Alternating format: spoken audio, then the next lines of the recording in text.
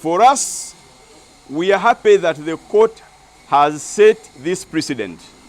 Because if the court had not done so, the danger we would have fallen into would have been to allow the Electoral Commission to play around with the citizens' vote, fail to manage the election, fail to protect it, okay, in accordance with the law and its constitutional mandate, then come to the court and say that, sorry, my lord, we were unable to protect the vote, people came and kicked boxes, and please let the election be.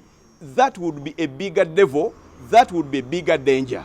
So we told the court that should you green flag this kind of conduct in this election petition, you'll have destroyed elections in this country for generations. There was no way, we told the court, that the court can leave people kicking boxes, destroying electoral materials, and the court endorsing that kind of conduct. We said, no, don't endorse it.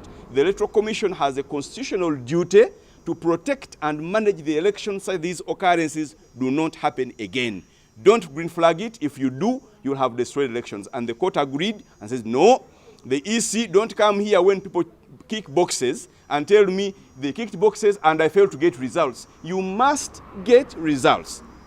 If, for example, 100 boxes had been kicked in this election, would the court have green flagged it? If 50 boxes had been kicked in this election, would the court have green flagged it? Is that the kind of democracy NUP wants? So there was no way we told the court that this election could be let to stand, because that would disorganize our democracy, that would diminish the constitutional mandate of the Electoral Commission, that would disorganize our elections forever. Well, it is their right to appeal against this decision. We have accomplished our job at the High Court level. The seat in Kawempe North is vacant. Nalukoola is no longer in Parliament. Appealing is his right. When they do, we shall handle them at that stage.